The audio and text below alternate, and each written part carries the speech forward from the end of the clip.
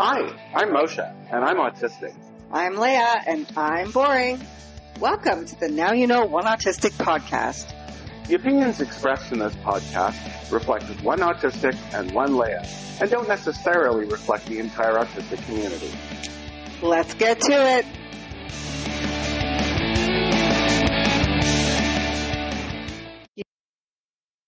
Hi, Leah.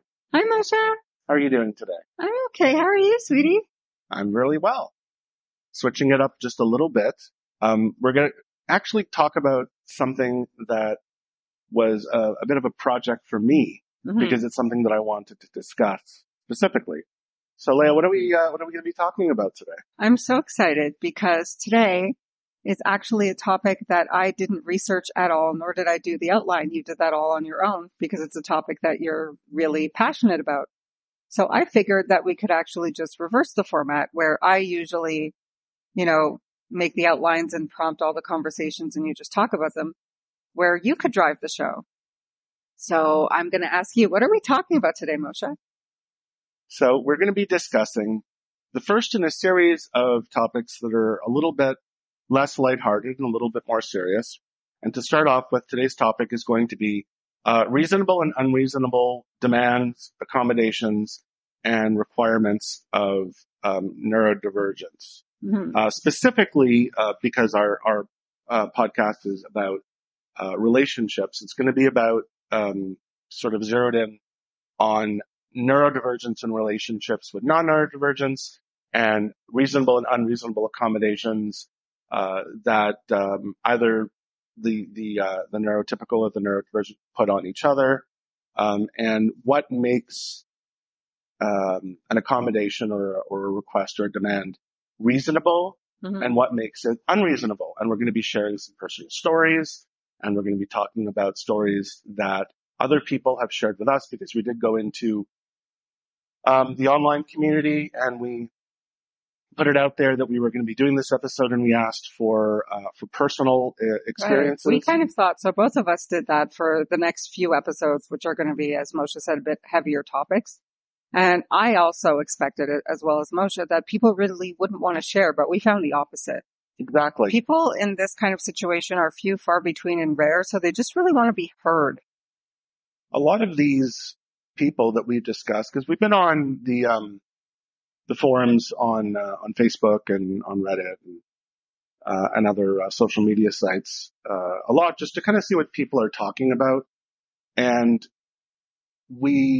we noticed a few trends, but surprisingly, it never really occurred to us that we would put it out there. Because again, like you said, we thought that people would be like, we are not comfortable talking about this. This is not something that we want to share. I thought I would get feedback, but I'd have to pull teeth. But people were just throwing feedback at me. They just really want to be heard. They want to discuss their unique situation that they don't see mirrored in their everyday life around them. Right. And it's an interesting dynamic because of us, and because I am autistic and you are not, as far as we know. As far as we know, so it's a bit of an interesting perspective, especially for those who have been listening to the podcast since we begun. We did plan at one point or another to do like an episode devoted to Q&A. And we'd still absolutely love to do that, but we sort of switched it up a little bit and decided that we were going to go fishing, in effect, for personal stories and then share those on the episodes, at least for these sort of topics. And eventually we will get back to just talking about communication, some other things that we wanted to. So to start us off, Leah, when you hear the term accommodation or requests or demand or allowance or any variation of that, especially when it comes to someone who is autistic, what does that sound like to you? Well, I have a very unique perspective in terms of accommodations for all things. What I've learned to do over my lifetime is to measure. One person wants something, one person wants something else. How important is it to one person versus the other person? Is it going to harm the other person to give the other person what they want? If not, the person with the greater need And the person who has to make the less sacrifice should give the other person that thing. So for me, when I think of accommodation, I think of that. But if you're asking me of definitions, so for example, an accommodation that an autistic might ask of their non-neurodivergent partner would be, can we keep the lights low? Can you not play your music loud? Can we not have sex tonight? I'm feeling particularly, not like being touched. And those I think would be reasonable. But then you sort of go into you're not allowed to think that, you're not allowed to feel that because that doesn't go with the way I view the world stuff. And that's an unreasonable accommodation. Right. Whereas something a neurotypical might do to their neurodivergent is say stuff like, no, I really want to be held, cuddled, or have sex tonight, so you can't have your sensitivities, which also would be unreasonable. For sure. Or they would say, could we please turn the lights on a little more because I have to read something for work, and that would be reasonable. It does go both ways, but it really has to do with measuring how much someone wants to do something versus how much they don't want to do something, how high the need is for someone else versus how easy it is for the other person to give it to them. Definitely. And I mean, we're going to be discussing today the differences between what a reasonable accommodation would be, whether in a relationship or otherwise, and what would make something that someone would request unreasonable. So we'll start off by saying that it's not clear-cut.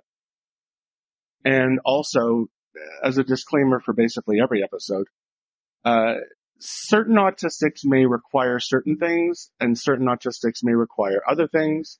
And something that might be reasonable for one person might actually be unreasonable for another. I think my point is, and this is revolutionary, I think for a lot of people, and I think I'm going to get a lot of hate about this, but require. The word require I have a problem with because people can have therapy, people can think themselves out of, people can train themselves out of or into not necessarily requiring these unreasonable things anymore.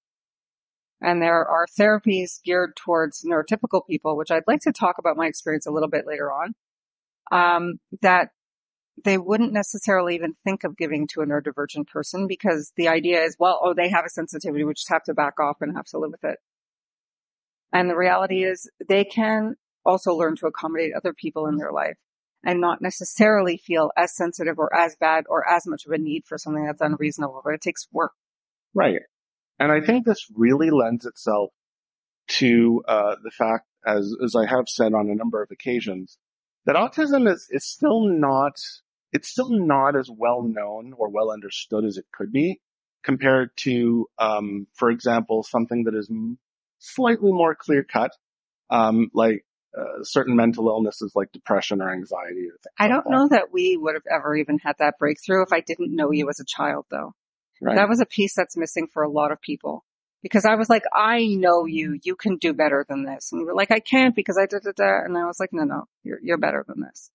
So a lot of times, with the evolution of neurodivergency and specifically of autism, there's been sort of an expectation that they fall into a category of their own, and that certain things that when done by other people, even other people with diagnosed mental illnesses, that something like therapy or conditioning would eventually get them out of it, that someone who is autistic is just, that's the way it is. It's never going to change. We just have to learn to deal with it.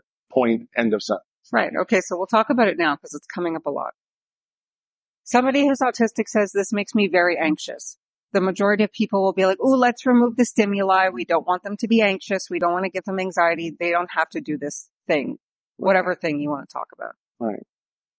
I am diagnosed with an anxiety disorder. Right. In fact, for a few years, it was a panic disorder that needed medication and therapy.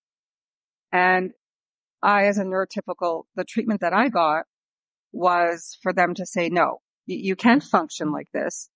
If something makes you anxious, you have to challenge it. You have to work through it. You have to figure out how to get over that sensitivity. And believe you me, it's actually a sensitivity. And you need to be able to do the thing. And literally, there's a therapy called cognitive behavioral therapy, which CBT, only teaches you to do that. What are you afraid of? Okay, so I'm afraid of police sirens. All right, so we're going to delve deep into why. and then we're going to talk about it, and then we're going to expose you to them, and then we're going to give you tactics to be able to handle them. And all of a sudden, boom, you're not afraid of police sirens anymore. Right. So where I would, sort of be on the road and hear a police siren and cover my ears and go into a fetal position, just like you would see an autistic having a meltdown. I went through this therapy, and then all of a sudden I could handle them. I still don't like them. They still make me uncomfortable, but I don't need that unreasonable accommodation of like, oh, I heard a siren, my day's over. I need to go home and hide in my closet now. Right. And later on in this episode, we're going to be going into some personal experiences. And one experience that someone actually wrote into us about was very similar to an experience that I often struggled with, and that led very much to the things that you're talking about, where I was experiencing a sensitivity, and it was a very real sensitivity. They might not have known it at the time. They might have thought it was just me acting out or whatever. Nobody's saying anybody's sensitivity is not real. Nobody. I believe 100% in that things are 100% real to the people who are experiencing them. Like this whole psychosomatic, you're making it up thing. I don't really buy that. But if you want a certain life, you have to work through them.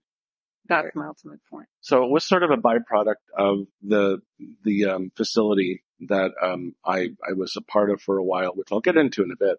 And it actually did help me a great deal. And I'll talk about it at that point.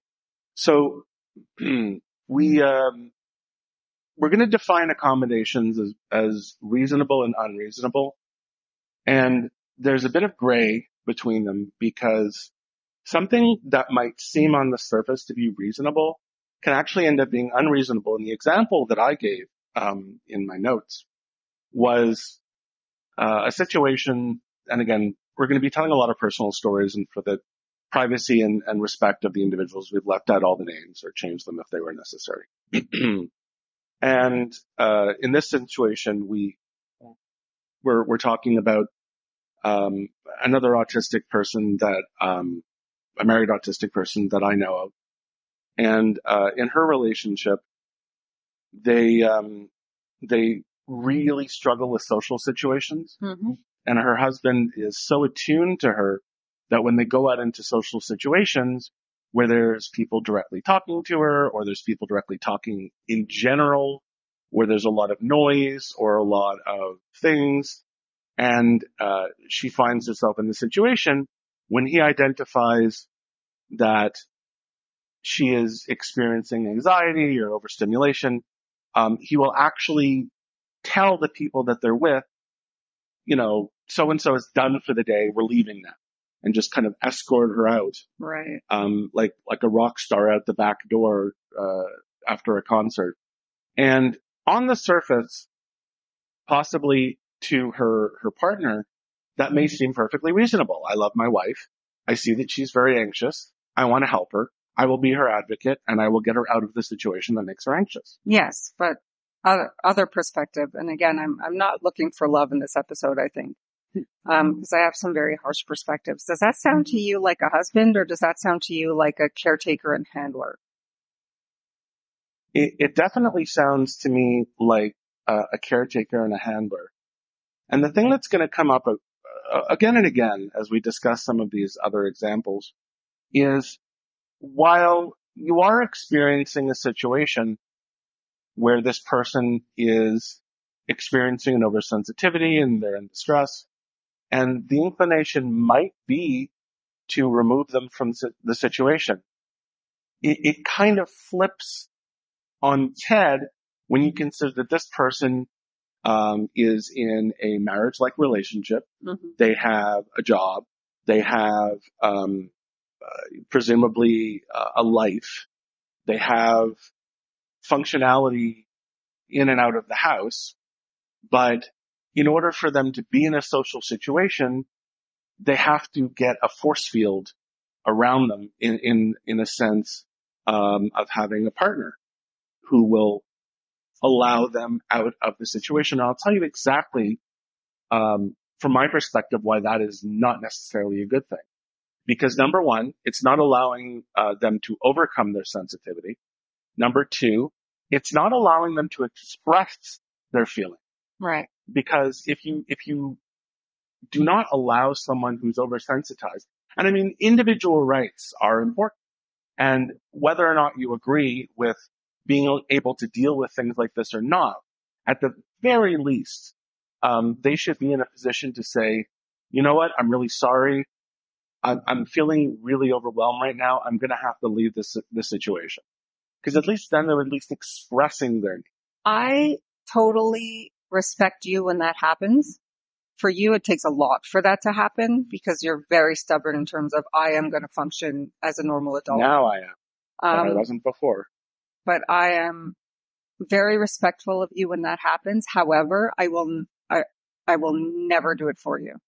If you say, okay, I'm done, we have to go, I will go with you. I will get you out of the situation. But I will never stand up and be like, okay, everybody, the king is done for the day. Everybody be silent and be gone. Like, right. Never. And that parallels with the situation that, because you're an adult, you can make that decision for yourself if you can handle it. And it's growth. Growth is, if you're standing there, shaking or crying or stimming because you're feeling overstimulated or oversensitized or overwhelmed, then it's like we tell Avram, you're obviously very upset. Use your words to explain what's going on. What's happening? Tell me what's happening. Because if you don't allow the person to get to a point where they are able to express their needs or express their wants, then you are, in effect, being their caregiver, their parent, their handler, instead of their partner. And both you and he have been in situations where you're shaking, crying, covering your ears in a public place. And we've been like, do you want to go? And you've both been like, no, we're going to stay. I'm just having a thing. Right. And that comes from, I just need to move to a different area, or that's just a little too loud, or that smell bothered me for a second. And Avram's really good. He'll, especially given his age, he's a lot of the time, not always, but a lot of the time he's very good at saying, Mom, Abba, this is really loud. I'm going to sit over there. And that doesn't come out of a bottle like that. That's because we encourage that. Yes. Because when he would sit there and he would cover his ears or he would look very distressed, you or I would go, Avram, are you okay? Is the sound bothering you? Is there something going on? And he would say, it's very loud. I'm like, okay, well, what do you want to do? Because we were trying to help him to express himself. And one thing that you can do as a spouse or a parent, instead of just assuming and whisking your autistic away, which I know you want to because you love them and you want to protect them. Of course. You could say, do you want to leave? And sometimes the answer is actually, no, I don't want to leave. I'm enjoying this thing. Just something happened and I need a minute. Right. So let's move on. Just some examples that I looked up or I wrote up or I thought about, of reasonable accommodations or demands in a relationship. Oh, I actually do have a couple of thoughts about the example of that person you were giving, the one in the marriage-like relationship. I'm just going to go right back. Sorry. No, we'll talk about it. I don't want to forget them. They were good. So reasonable versus unreasonable. That exact situation could be both, and I'll explain to you why. I bet you that situation for them is very reasonable. I bet you they are without children. Yes. I bet you they are independently wealthy. Yes. Right. If we didn't have children and we had all the money in the world, I could just baby you all day too. And we might both find that very agreeable because I love doing it and you love me doing it. But we don't have that luxury. So for them, it actually might be a reasonable accommodation, though it seems ridiculous to, the unwashed masses like us. Right. But for us, it would be absolutely unreasonable. Right. And you're the one who would tell me, especially in those situations, that if you are to have you understand what I'm looking for, and you are to understand that this is what I want, then there are certain expectations of me.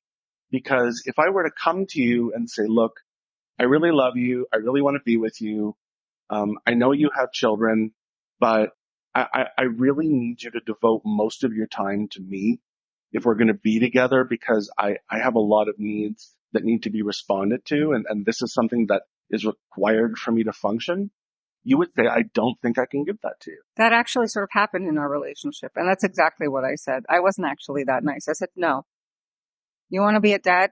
Man up. Right. And it might have seemed a bit harsh on the surface, but it put me in a position where I had to decide if my sensitivities and my needs and my autism, if you will, was more important to me than what I genuinely wanted.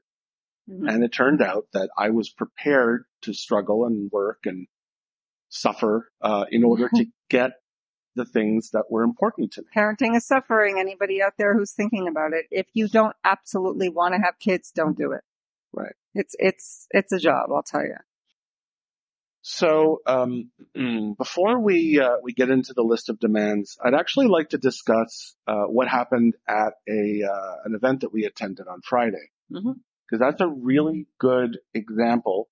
Ironically enough, while we were discussing building this episode, this happened, and it gave us a really good opportunity to experience live and in person reasonable and unreasonable accommodations. Actually, us researching and talking about this episode made me behave differently than I normally would have in that situation. And then I told you about it, and I was very proud of myself. You were. So let's talk about from your perspective, because I was the one a bit overwhelmed. So this was Friday before Shabbos. And it was a very overwhelming day. I don't know, for whatever reason, you weren't feeling well and you woke up really tired. Right. So you woke up in essentially the midst of a meltdown, which, by the way, happens with Abram every morning. And you're such a hero for dealing with it. But it happened to you on Friday for whatever reason. We stayed up too late. We watched a comedy show or, and you weren't quite feeling well and you were having some asthma things and you woke up in the middle of a meltdown, essentially. Right. Is what happened. And it just so happened that you didn't have time to nurse that meltdown. You had to go to Raya's school because it was the father-daughter day. Right. So you didn't really have time to get the rest you needed or work through your meltdown. We just had to sort of slap a Band-Aid on it and you had to go. And then you came home and you wanted to rest, but there was a family event going on with the synagogue and they wanted us to come. Right. And we discussed back and forth for a while if it would be reasonable for you to stay home and sleep. And I thought it would be, but then you didn't think it was because you thought that you needed to be there because you needed to be there for me and the kids. So I said, okay, you can go. And we went, but I knew that it wasn't going to be great. It went better than I thought it would. But this was a predecessor to you not doing very well in a social situation, obviously. It was very hot. It was sort of one of those events where they have bouncy castles for the kids and, there's food where, and lots and lots of people when there's food, obviously. Live music. And it was an indoor-outdoor thing. Live music. And they had, for whatever reason, the ambulance people there giving demonstrations, which on the surface I thought was a horrible idea because it was actually an event for special needs kids. And I didn't understand why they would scare special needs kids with the ambulance, but I know it was kind of neat. I went into the facility and they were like, in Israel, the ambulance is called Mada, which stands for Magen Adom David, or Magen David Adam. It means red shield. Anyway, doesn't matter. But like they were like taking these kids and putting them on, like a spinal board and then like stabilizing their head and strapping them down and then lifting them up and like bringing them into the ambulance and pulling them out of the ambulance. Like they were like, and they were trying to show how quickly they could get somebody from like on the floor to on the board. It was kind of neat. And I'm sure some kids would like that. Avram would hate that. Like he doesn't even like sort of being touched. So he would have hated that. So from my perspective, I was like, I don't understand the ambulance thing, but I guess it was fine for some people. Now, having said that, Avram was also overwhelmed because he has trouble with temperature differentials. And it was an indoor-outdoor event, and we had left our air-conditioned apartment into 40-degree heat to begin with. So every time he has a temperature shift, Avram does this thing where he's like, oh my God, I'm nauseous, my stomach hurts, I'm going to throw up, I can't see, oh no, for 5 minutes, and then he's fine. But constant, like from cold to hot, hot to cold, it's not a thing for him. So he was already overwhelmed on the way, and then we were dealing with that, and then we got there, and we went inside with the adults to get food, which was an immediate mistake because there were people everywhere. It was very loud. Everyone was crowding around the food. I was trying to get us something to eat. You were very concerned about people touching me. You were like swatting people away. It was a really uncomfortable situation. And then we went outside and we were okay. It was hot, but we were okay. We ate with the kids, and then the ambulance people came outside and they started to do the siren. They let the kids go in and turn on and off with the siren and stuff. But it was in a very enclosed space and it was very loud. To be honest with you, it even bothered me. Yeah. So what that caused for you was an immediate, like, sensory overload. You clamped your hands over your ears. You scrunched down. You sort of like did this face where you were in a lot of pain. Avram does the same thing. But he sort of brushed it off a little bit faster than you because he was in better shape than you. And you were just in a lot of distress. Mm-hmm. So I decided that I was going to go over to the ambulance and tell them that they need to not do that. And, you know, I was all ready with my, how dare you? You're at an event for special needs people. What's wrong with you making noise like this? Stop it. And when I got there, I saw what you saw, which was that kids were actually having fun with the siren. And I went, no, this is an unreasonable accommodation. Moshe wouldn't even want me to do this. And I just left and I came back to you and I told you proudly while you were still having sort of a crisis, but I told you that I didn't do it. I changed my mind because of what we've been talking about and I didn't say anything. And you were actually really happy that I didn't. So then I switched to sort of tending to you. So I let you sort of were like touching my skirt and looking at the patterns and just needing me close to you. And I was rubbing your beard. And then, of course, a woman came up to us and said, is he okay? I think she assumed you were having heat stroke or something. I mean, it was very hot. She was like, is he okay? Mada's right there. The ambulance is right there. And I looked at her and I said, actually, the ambulance is the problem. He's very sound sensitive. He'll be okay. And she left. Which is another thing that I would like to say about the way a spouse of somebody with autism can handle that.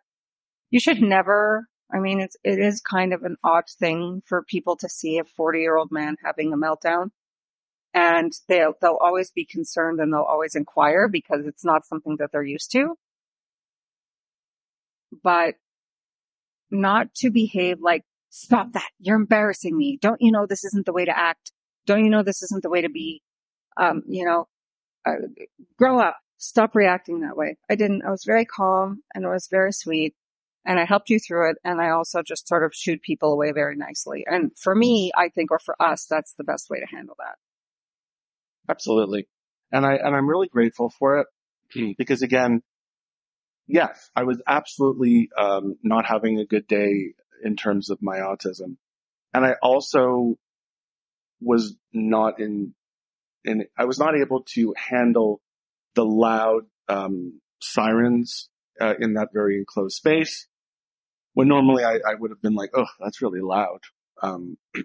But also I've never been one to request, what I thought was unreasonable accommodations, which is kind of the impetus for this episode in general. Because even at my worst, if someone asks me, do you want to leave? Do you want to, what can I do to help you? I'll say, it's like, I need to figure it out because my disability should not affect other people's time. Right. Because this comes between, now we're talking about autism versus personality. And your personality is as such that you're not the type of guy who would ever say, stop those kids from having fun because it's bothering me. Right. And you absolutely didn't want me to do that. And I realized as I was going over there that that's what you would have wanted rather than what I was going to do. Right. Okay.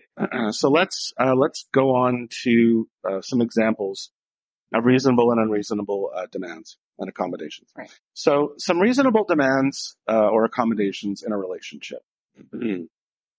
So clear and explicit communication about needs, expectations, and boundaries from both partners. Step-by-step instructions or visual aids for tasks like household chores. It's the difference between I need you to wash the dishes and okay, so I need you to go all over the place and find all the dirty dishes. Then I need you to go into the sink and I need you to wash the dishes. Then I need you to dry the dishes or put them in the dish rack. And then I need you to clean the sink afterwards to make sure that there's no crud or food or whatever. Adjustments to lighting, sound, smells, other sensory stimuli. In your home environment specifically, and again, a lot of these are unreasonable outside of the home. It's the difference between when Leah is playing like a really loud song and I have trouble thinking and I ask her to just please turn it down. Or, for example, going into like a restaurant and having them shut the music off or turn it down. It's really funny because I'm called back to when we first went to Nanaimo. And we went to that really fancy Greek restaurant, remember? And Avram was having sensory issues, and you actually did ask them to turn the music down. And they did, because we spent a lot of money there. But you don't always have that, I guess, that influence, or maybe you shouldn't always have that influence, because ultimately what we didn't think of, we were having a great dinner and our son was comfortable. But what we didn't think of was that maybe everyone else in the restaurant wanted to hear the music. Right. And that was an example of us being unreasonable. In reality, the solution to that was not to just turn the music off or turn it down for an entire business establishment. It was to help Avram to tolerate what was going on. It's what occupational therapists do. It's not to end the situation, but to find ways to work through it. So these are specific to the home environment. Then there's patience and understanding when sensory issues affect intimacy. For example, I'm really feeling overwhelmed right now. I don't really want to, be too touchy-feely. Maybe later. Willingness to find accommodation strategies. Like maybe, I won't kiss you right now, but can I hug you? Things like that. But I would like to point out that I think that goes both ways, especially when the neurotypical is female, right? Because there's times of the month where hormones are doing things where, okay, touch me all the time. Okay, don't really touch me now. I don't want to. Right. So the accommodations do go both ways. Absolutely. These are not. I don't want to be seen that like autistics are not sexual, or they don't want to touch you or hug you, and No, we did a really good. Are just perfect. We did a really good survey a couple of episodes back, where we discovered, in fact, that autistic and neurodivergent, I guess, young adults or teens, very much a lot of the time want that kind of intimacy. You can listen to it on all podcasting sites.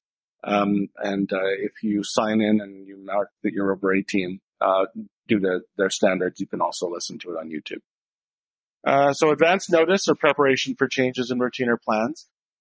Key issue there. Neurodivergents or autistics have a very difficult time a lot of the time. Not always, because one autistic, but they have a very difficult time with sudden changes to routine or plans. You kind of have to, it's akin, I guess, to just kind of gently getting into the water versus just kind of diving into a cold pool. A good example is that Avram thinks or thought he didn't have school tomorrow. And I found out now, which is we're in the afternoon the day before, that he does have school tomorrow. And I've started preparing him now, because if you woke him up tomorrow morning and said, okay, get up for school without him knowing, how would that go? Yeah, not good. Sudden changes in routine. So, reasonable accommodations in a relationship are where you'll tell me, okay, so tonight I'm going to an event with Raya and you're going to be home with Avram. So is it okay if you make dinner for you and him, or you go somewhere together? Mm-hmm.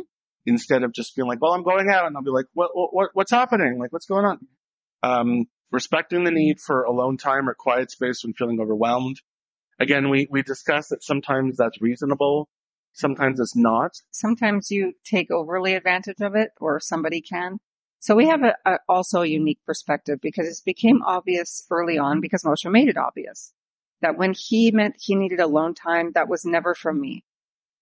Yes. Being with me is the same as being alone. And that doesn't sound as romantic as it actually is on the surface now that it came out of my mouth.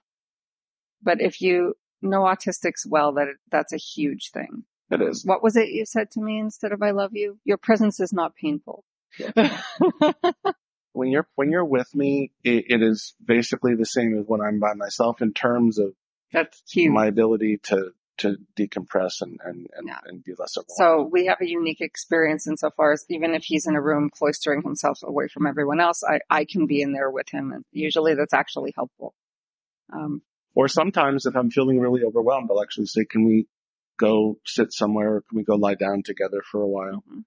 Because that will also help me with what I'm going through. Seeking professional help from therapists.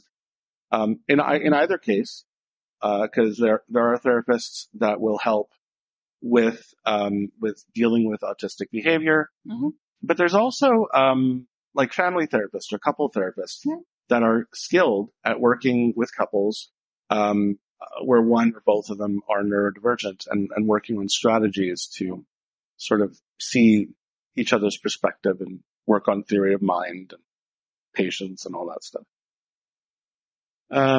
Joining a support group for partners of autistic individuals. Again, it's not a failing. It's not a weakness.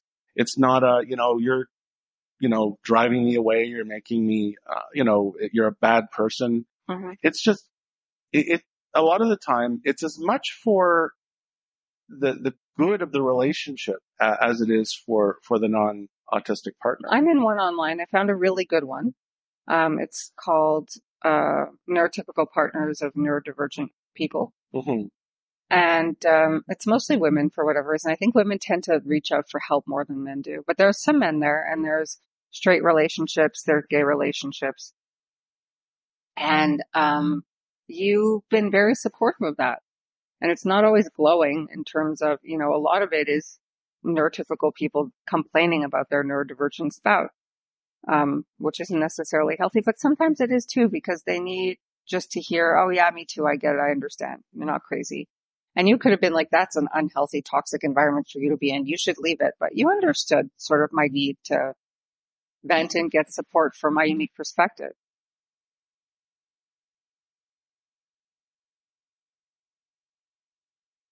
And I mean, in general, it's actually really helpful for you because I know that I can be a lot. I know that I can be difficult. And you have expressed to me on several occasions that it would make you feel better if you could kind of share some of the experiences that we've had with other people and feel like you're not alone. And I can't necessarily share it with people in our life because one, they probably wouldn't necessarily believe me. And two, it takes something that is a temporary problem between us and just gives people a perspective that they should necessarily have. So you have to be careful about talking about certain things to people that you're too close with. Sometimes having like strangers to talk to, who can see it from an outside perspective, who don't know me, who don't know you. Because then you get people who take sides, or they're like, I know Moshe and he wouldn't do that. Or they say to me, he shouldn't do that to you. That's so horrible. And then you don't want that in your inner circle. So, acknowledging and appreciating, each other's strengths and positive qualities. It's never all bad. I'm a wonderful person, mostly. No, you absolutely are. And you have taken great strides to better, understand me and to work with me and to be patient with me.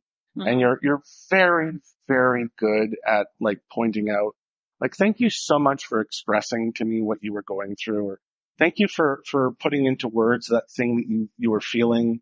I'm really glad that we could talk about it and work through it.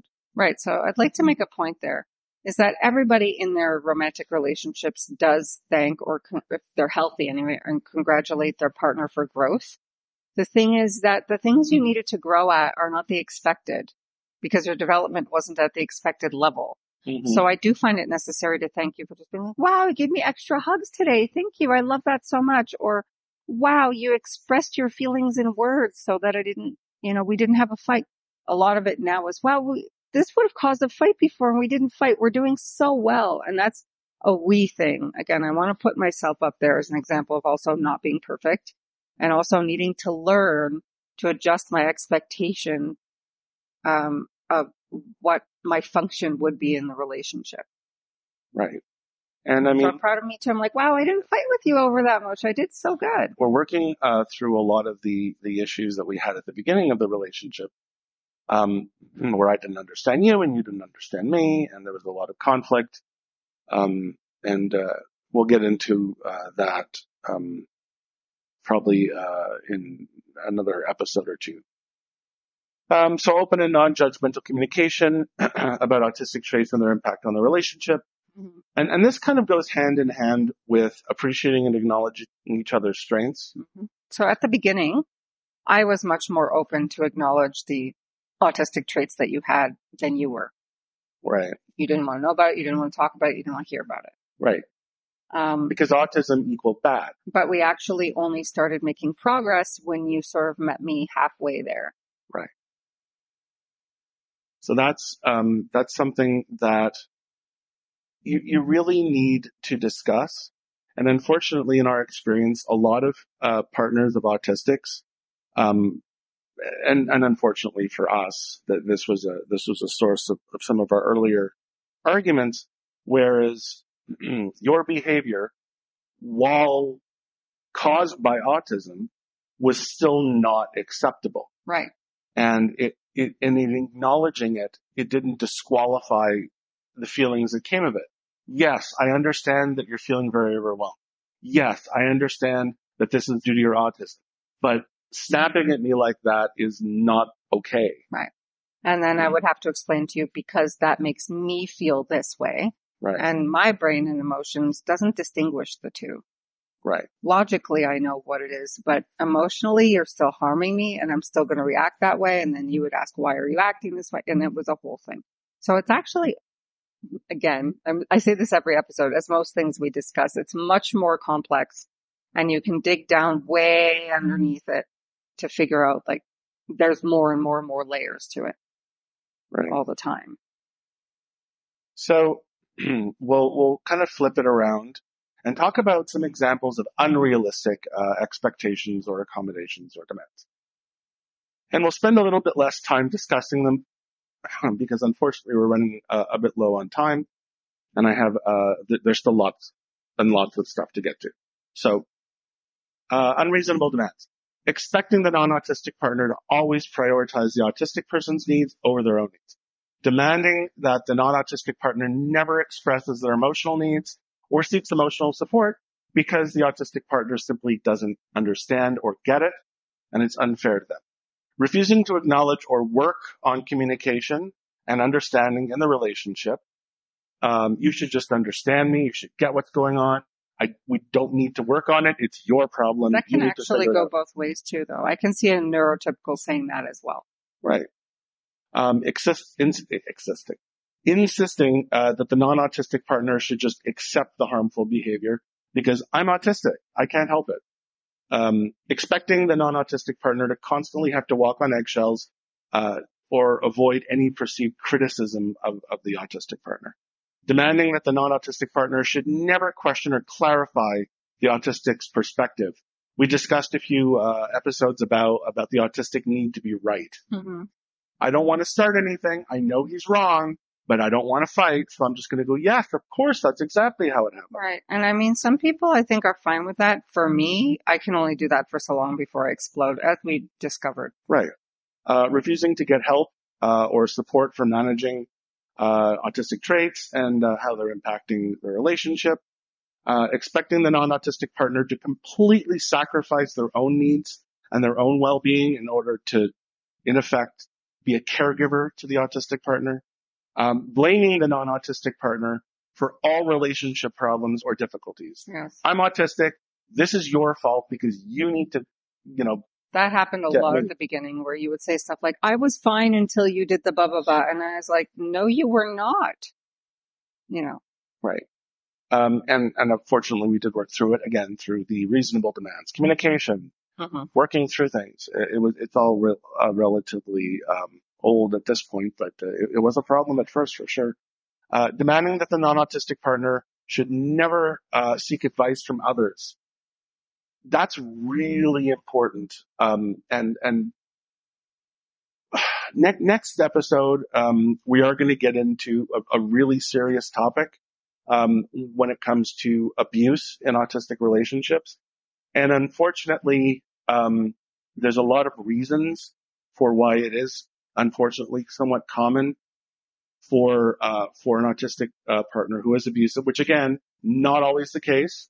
There's definitely two sides. Abuse goes both ways. We're not saying that it doesn't. But in this case, where an autistic partner will act a certain way, and then when the partner is hurt and so it's like, I need to talk to someone about this, they go, no, you're not allowed to, because you're just going to say this about me and that about me. But the reality is, when you're feeling that way, it's because deep down you know what you did was wrong. Exactly. Because you know that you're in the wrong in this case, and you know that if they go to talk to their friend or their family and say, this is what's going on in our relationship, they're going to go, well, that's not allowed. That's not okay, et cetera, et cetera. And again, just a reminder that in the end, when you summarize all of those things, communication, understanding, and a willingness to compromise and accommodate each other's needs are crucial for any relationship, especially one where there's different neurofunctionality. So personal stories. Yes. This is by far going to be one of the longest aspects of this, and we have approximately 15 minutes to go through it. I mean, if we go over a little bit, I think our listeners will forgive us. It's a pretty interesting topic. So we'll discuss each story at a reasonable length. So the first story that someone shared with us is, I had immense difficulty working in an office environment and nearly lost several jobs because of my absenteeism due to anxiety that I couldn't overcome. That would cause me to not get to the office. I repeatedly asked for accommodations, which for me was asking my work to convert my job to a hybrid remote where I would spend 2 days in the office and then 3 days at home. My job was a technology company and very capable of being accommodating and allowing me to work remotely. However, they were unwilling to accommodate me.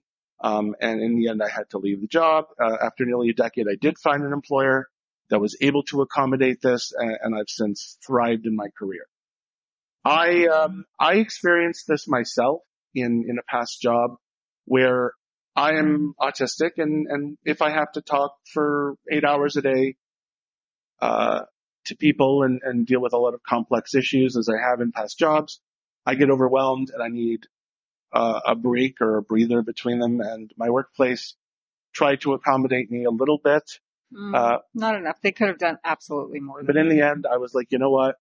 I am really good at like attention to detail. So switch me to a job where I can like read application forms or go through data entry.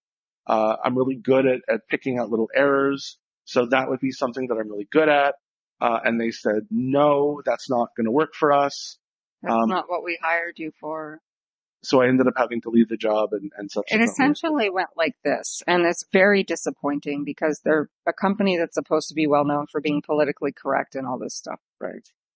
It went like this. Moshe got his diagnosis, and his psychiatrist mentioned to him that maybe he would be better off doing things that were less intense in terms of concentration and multitasking and talking to people.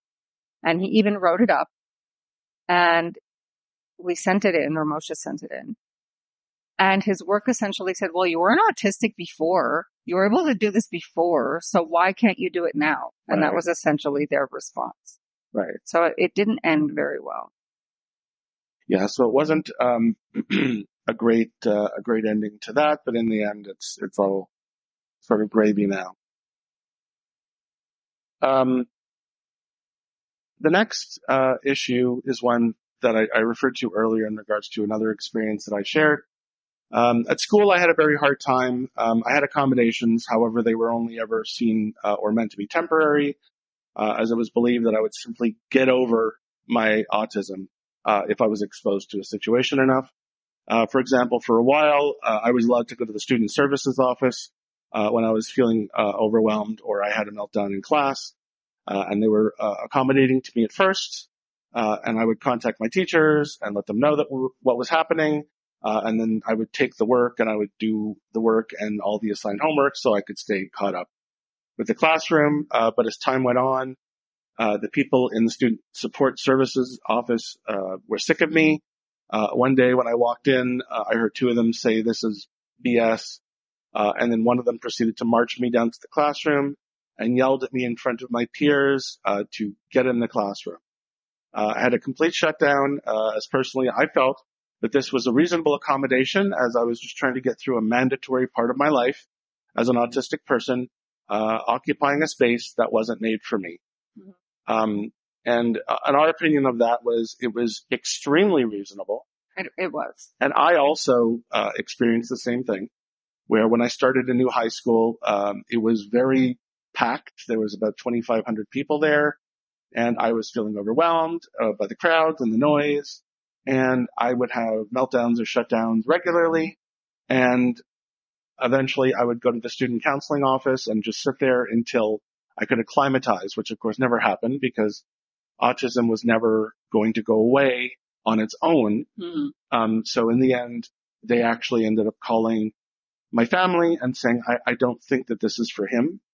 So I ended up, for a few months going to a special school where, in addition to working on schoolwork, I also had regular contact with a therapist and a psychiatrist, and they taught me coping strategies. And they said, when you're feeling overwhelmed and you're feeling like you're going to have a shutdown, or you're feeling like you're going to have a meltdown, or you're feeling overstimulated by sounds or sights or smells or something, instead of like leaving the situation and removing the things, find your way to like focus your mind and self-talk your way through it so that in the end, you can actually deal with some, if not all, of the things that were causing you a lot of anxiety. And actually the strategies that I learned are still in work today, where I can go out and I can feel very overwhelmed by the temperatures and the people and the sounds, or I can go into crowded places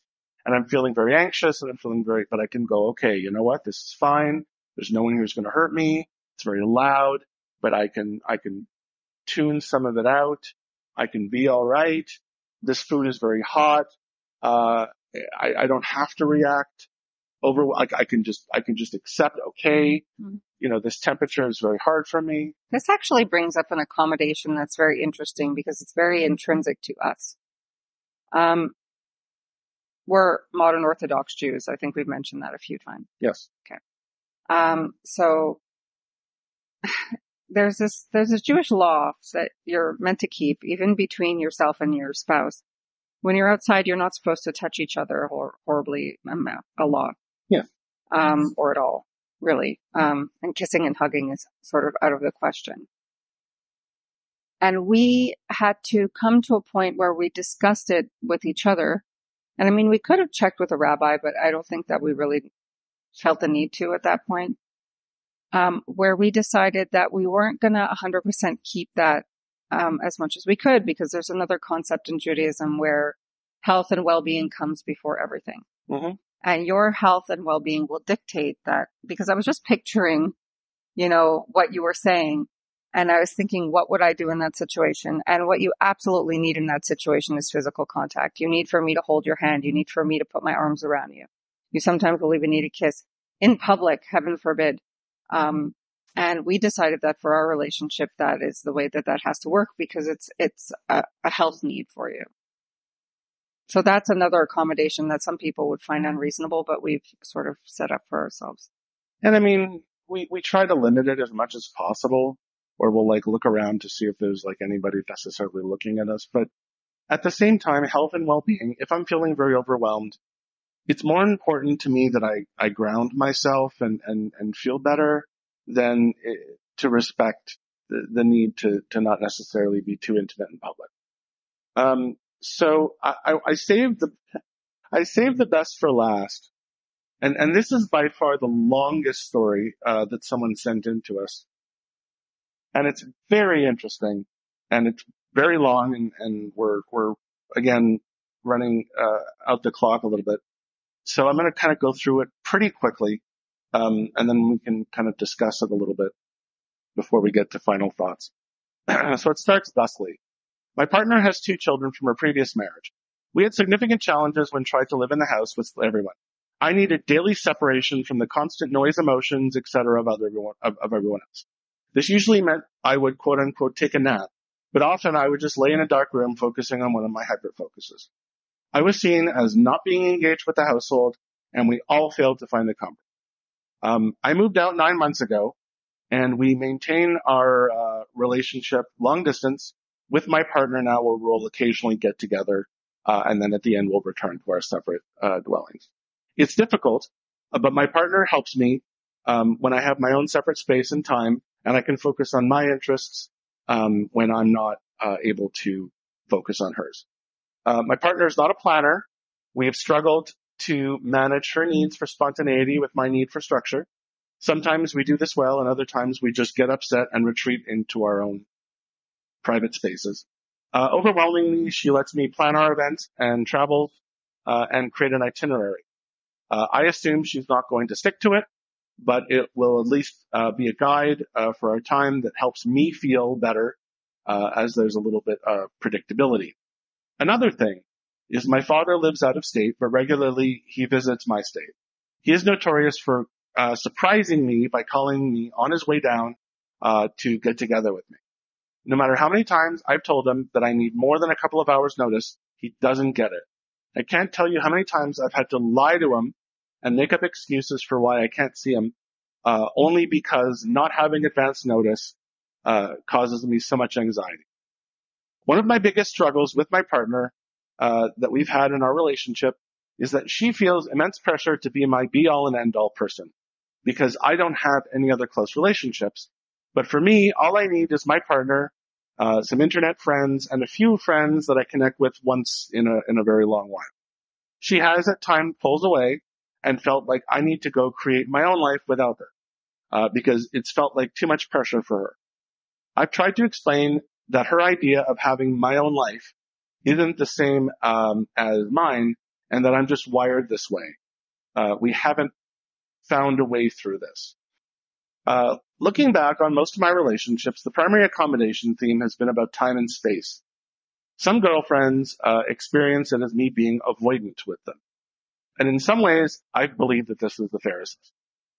In others, it never fit, but it didn't have the language or awareness to realize that if I don't have a few hours each day that are just mine, where I don't have to hear someone else's breathing, I get dysregulated. And I need to conjure up the energy and confidence to go out and spend time with people that I care about outside of my home, but then I need to go home afterwards and sleep, sometimes for the rest of the day. Few people understand this and don't take it personally, or completely understand how or why could be experienced as, I must be exhausting to you, or why don't you want to be around me? But it's literally impossible for me to handle the extra stimuli from social interactions after a certain point. I'm only beginning now at the age of 40 to reflect on all of the ways that autism is affecting me and figure out how to reframe all the guilt and the shame that I've carried for my whole life. And that is that. There's actually another example that I missed, but I want to briefly touch on this because it's a very long and involved story. I have a lot of thoughts. So what are your thoughts? My first thought is, one of the credos that I live by is when someone tells you who they are, believe them the first time. Right. And I think his entire comment can actually be summarized into, if I don't have a few hours a day that are just mine, where I don't have to hear another human being breathe, then I get dysregulated. I honestly think that is the succinct description of who this person is at this moment. It doesn't mean that they can't have OT or some sort of therapy or change if they want to. The operative word is want to. If they don't want to, then this is clearly a person that should not be in a marriage with children and put themselves in that kind of situation because they can't currently handle that. So they should be upfront with, I would like a romantic relationship, but I would like one where we have separate houses and we're really not that close. And that actually is okay, but you have to find another person who's willing to do that. Right. I'm going to go ahead and say this wife didn't really expect that kind of relationship when she married him, moved into the house with him with 2 children. Right. So they're sort of mismatched in that way. And I think he needs to be honest with either this spouse or any future relationships that is who he currently is. Right. Having said that, you used to do the thing where you would cloister yourself in the room all the time. Right. On your phone, looking up things that interested you or whatever, or napping or whatever it was that you were doing while everybody was doing stuff around you. But the ironic thing and the disjointed thing and the thing that didn't make sense there was that you would then complain to me. Why do the kids always go to you? Why do they see you as their only parent and I'm not their parent? Why does nobody hang out with me? Why am I never involved in family things? And my only answer to you was because your default is you lie down in the bedroom and you never come out. Right. So that was the thing that I think you had to decide and you had to work on. Because we were in much more stressful situations than we had been now in the home environment. But that sort of left you, I don't know, like impotent in your role as the father and husband. Right. And it also put all of the child rearing and household tasks on me because you're basically working and then shutting off. Right. So you brought in money, and it wasn't even what you wanted to be doing, but I think maybe you didn't know any different. Yeah, to not do it. So that struck me because you did that, but that didn't work for us at all. No, because that's great if you're like single with someone and they're okay with that. A non-committal relationship sounds like it might be good for this person. So if you are at a point now where you need to be alone so that you don't have to hear other people breathing, then maybe a family role where you're effectively like a paternal figure is not necessarily the best role for you. Right. And again, he said guilt, shame. He shouldn't have any guilt, shame, or anything about it. He should just admit where he's at and then not drag somebody else into it that isn't prepared for it. Right. So the situation that I didn't do is actually a really good segue into the final thoughts portion of this, because it talks about the concept of response indicators. And this is a conversation that you and I have discussed, and I almost feel like it deserves its own episode, because what a lot of people don't always understand about autistics is that a lot of the time they're not able to read social cues, which can lead to them not being aware of how they're supposed to respond to certain things. And Leah and I have fallen into this trap a lot of the time, where she will express something to me. I won't give her the reaction she was hoping for, and it'll actually end up making her upset.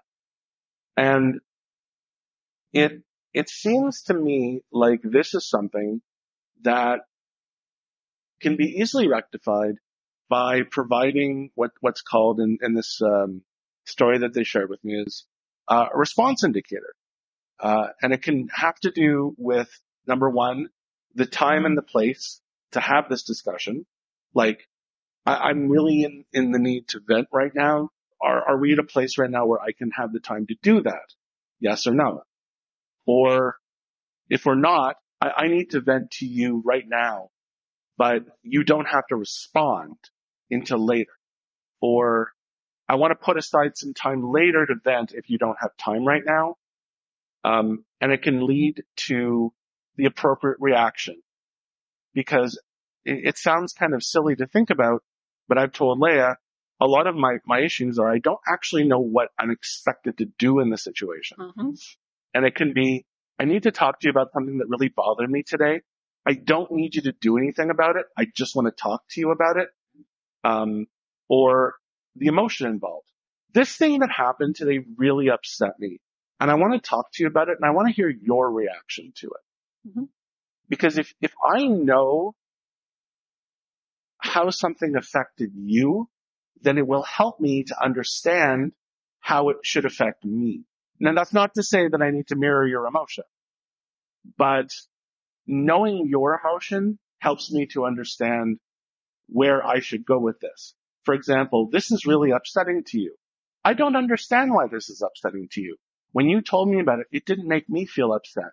Maybe tell me why it's upsetting you so I can understand better. Yeah, so that's good. But also in terms of response indicators, I think more, just for the audience to understand what you mean, is it's a preamble before you discuss something difficult or really at all. Right. So for you, a really important response indicator, especially from me, is I'm really upset. It's not you. You didn't do anything. This isn't a relationship thing that we have to work out. Exactly. I'm upset about someone else. So that puts you in the right headspace to do the whole listening, oh, poor baby, come here, kiss, kiss thing. I mean, it doesn't do anything, but it makes me feel a lot better. Or sometimes you'll give me a perspective that I didn't have and actually help me solve the problem or, right. Whatever. Because it's very hard if you're explaining a problem to your partner and looking for a response that you're not getting. So if you were to say, I want to talk to you about this thing, you don't have to do anything about it. I just want to talk to you about it. Or I want to talk about this experience that I had and I want to get your opinion about it. Mm-hmm. Because sometimes if you tell me something and you don't tell me what you're looking for, I'll give you an opinion that you don't want. I don't need your opinion on this. I just really want you to know that this is a thing. Or, I told you this thing and you were just like, wow, and then walked away and you didn't do anything with it. Mm-hmm. I wanted your opinion. I wanted to hear what you thought. But if you give the response indicator, I'll know, okay, so you're saying a thing. You're telling me how it's making you feel and you're telling me what the response you're looking for is. Yeah. You want me to give you my opinion. You want me to try and come up with a solution. You want me to not do anything with it and just listen to you then. The one that you had the most trouble with and you're still working on it, but you're getting better is when I'm angry at something, I want you to be angry at it too. You honestly could not care less, but I'm like, this person said that thing. That's awful. And if you're like, that'll make me angrier. But if you're like, yeah, that's terrible. Even if you don't mean it, it helps me. It's one of those, I think, neurotypical things that doesn't necessarily make sense to a neurodivergent. Yeah, that was awful. Yeah, that person was terrible. They need to not. And then I'm like, you get me. And it just makes me feel better. Right. So those are perfectly understandable and things you can work on. If you're in a relationship with your partner and you're talking to your partner all the time and they're like, anyway, I'm going to go do another thing, then instead of getting upset at them, maybe have a talk with them about a response indicator. When you didn't express the emotion that I was expressing to you or understand it, it really hurt me. In the future, when I talk to you about these sorts of things, I will let you know how I'm feeling about it. And if I'm looking for a response, what I'm kind of looking for. Not so that you know, I don't want you to parrot things to me, but I genuinely want you to react. And if you are upset by it, as I expect that you should be, then act upset. Or if I'm really sad because you gave me some really sad news, go, oh no, that's terrible. Don't go, wow. Anyway, and then walk away. Final thoughts. I wrote down a couple of things, one of which is one of those things is setting a boundary. Setting a boundary in a relationship is really important because if you let the partner know what is and isn't reasonable for you, going back to reasonable versus unreasonable, then you know where they are.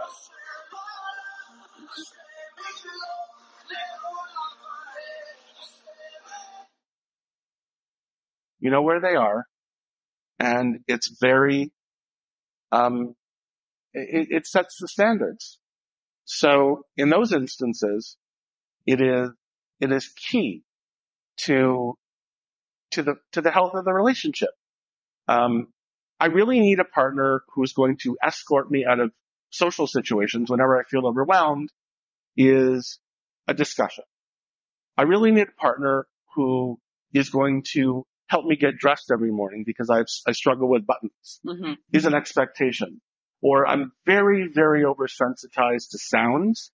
So sometimes when I'm in really loud environments, I get very overstimulated, but I want you to let me figure it out on my own. I don't want you to do anything about it. And that is also setting a boundary. And that sort of leads into the next point, which is to help people through their issues without infantilizing. And that just is a callback to the previous, to the first situation that I mentioned, where if you're the caregiver of your partner and you're basically the one who takes them by the hand everywhere like they would a small child, right. Maybe for some people, that's what they want. But for other people, they don't want to feel like they're a baby. I suppose, but I don't really understand how you can really maintain a romantic relationship playing that role. And that's a whole other thing that Like, that's a psychological thing that I don't want to touch, because if that's your idea of a romantic relationship, I think you have some like therapy to do. Right. So in closing, when you're in a relationship where one partner is neurodivergent and one partner isn't, there's going to have to be boundaries set on both sides. There's going to have to be accommodations on both sides. There's going to have to be expectations on both sides. But it follows back into that little thread that is through our entire podcast, which is communication. Yes. Talking about how you feel and trying to come up with a solution with your partner, working it out together instead of laying down the law and saying, this is how I am, this is what I need, this is what you need to do for me. It may feel like that sometimes, but as we often say, autism is not so much a barrier as it's an obstacle. Mm-hmm. And it's always going to be something that you can work through. And if you are the kind of person who wants to be in a romantic relationship and they're at a position in their life, or so they feel, where they're in a romantic relationship with responsibilities that come from that, then it requires working together. And there's not a lot of room for individualistic, edicts. The old aphorism is there's no I in team. And when you're a couple, you're a team. And autistic or not, if you're going to have a partner, you're going to have to learn to work together. And that is key in setting expectations when you're in a relationship. Thanks for listening. Well, that's our show for today. Now you know one autistic just a little bit better. So something you may not know about some autistics is that we often struggle with ending social interactions. So, Leah? All right, Moshe, I'll take care of it. Thank you for listening to Now You Know One Autistic. See you next week.